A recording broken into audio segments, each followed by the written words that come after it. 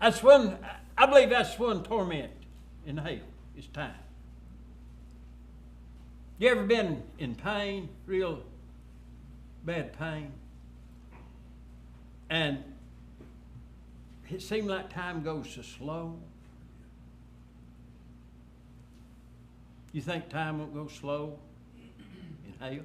I mean, it really won't matter whether it's day or night. It'll be the same thing. But I don't want to get started on that. He said, and I saw a great white throne, and him that sat on it, from whose face the earth and the heavens fled away, and there was found no place for them. I want you to get this picture. The heaven and the earth is going to be gone. There's nowhere for them to stand. Now this is talking about people that's rejected Jesus Christ. Talking about people that never really saw a need of getting saved. I've talked to people, and several people, and I've visited, good moral people. There was one man, the first church I pastored, we'd go to see him, and he was one of the finest men in the community. And I talked to him about getting saved. He'd say, why do I need to? I'm honest. I pay my debts. I don't lie.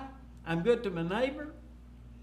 And I try to explain to him that that's good, but that don't save you. There's got to be a change in the heart. Amen. That's right. There's going to be a lot of good moral people standing before this judgment. That's right. Amen. But there'll be no place for them to stand.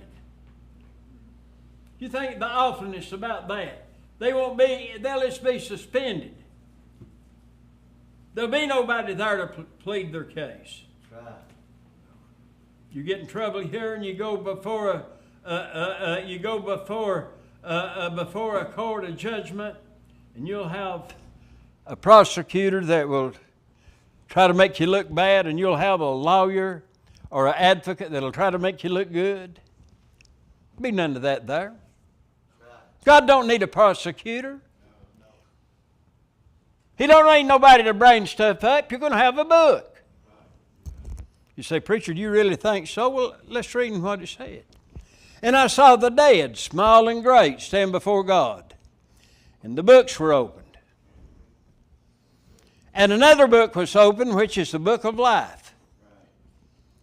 And the dead were judged out of those things which were written, now notice this, in the books. There's not just going to be one book with everybody's name in it and their works. I believe every man's book will be there.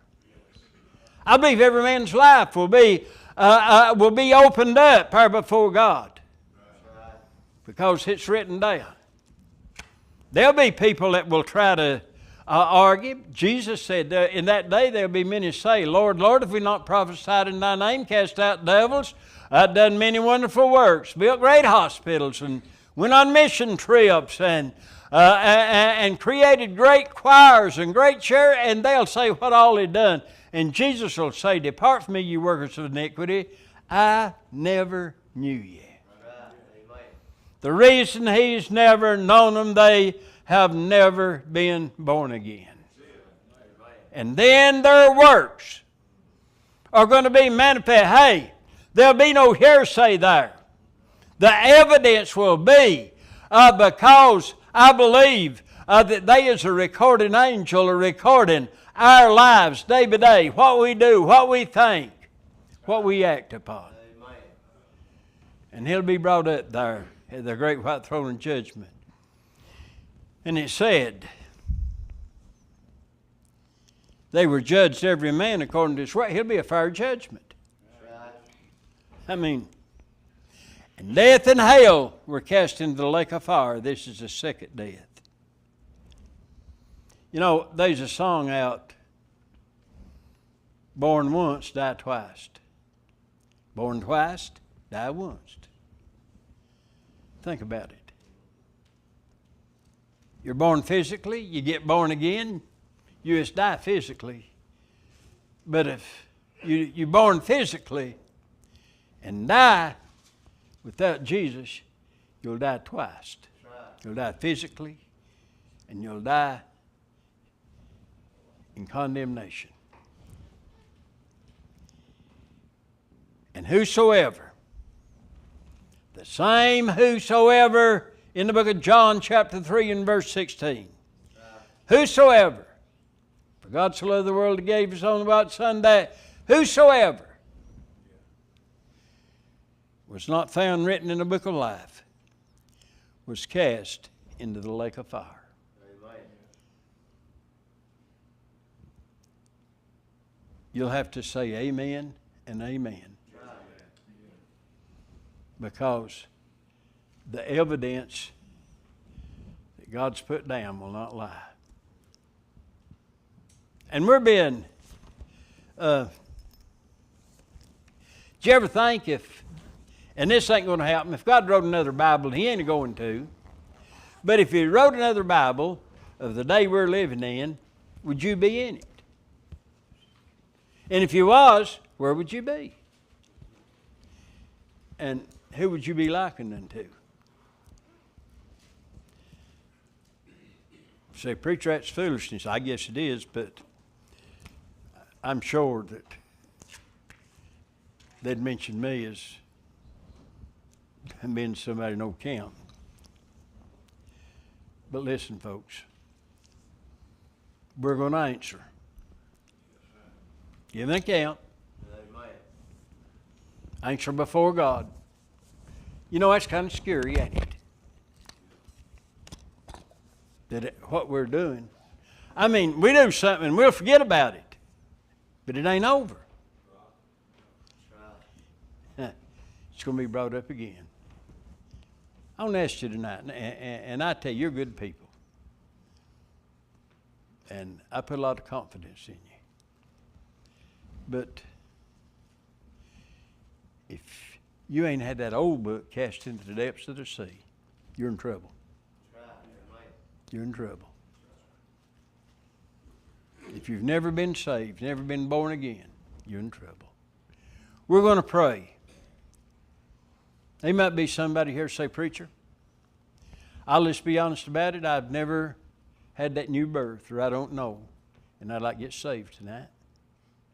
You say, preacher, ain't none of us sure, and all of us. I wouldn't doubt one of you. I don't know. There ain't but one person besides God that knows whether you're truly saved or not, and that's you. I've heard preachers get up and say, well, I can look over the crowd and tell you who's saved and who ain't. Baloney on that. That's right. If that was so, I won't say nothing else. But you know, you may doubt, but really, really, really down deep, you know where you're saved or not.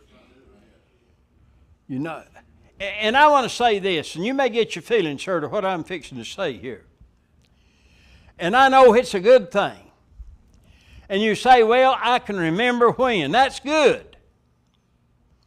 I mean, there's people that can tell the date, the hour, and everything.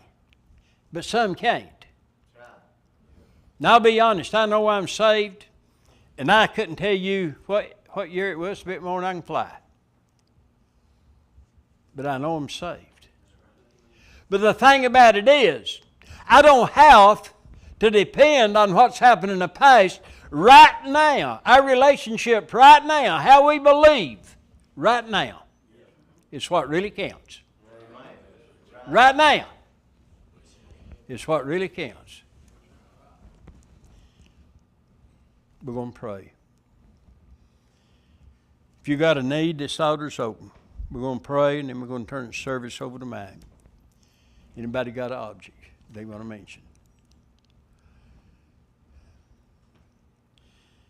John, you won't be here for a while. You pray with us. Yes, God.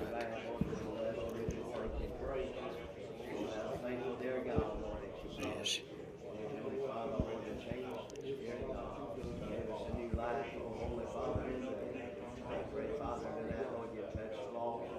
Almighty God, we want to give tonight, Lord, don't forget a great part of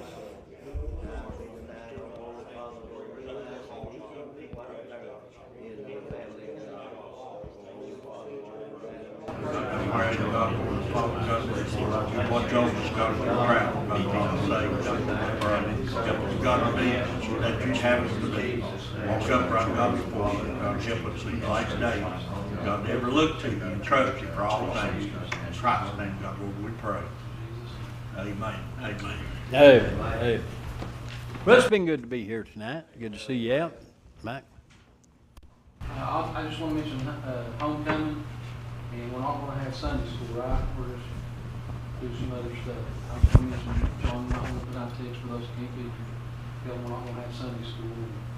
Don't do it right there, they won't come to it. It's like starts at 10, right? Church starts at 10, that's what I was going to tell. That's what I was going to tell. The church starts at 10. Yeah. Instead of Sunday, no Sunday school.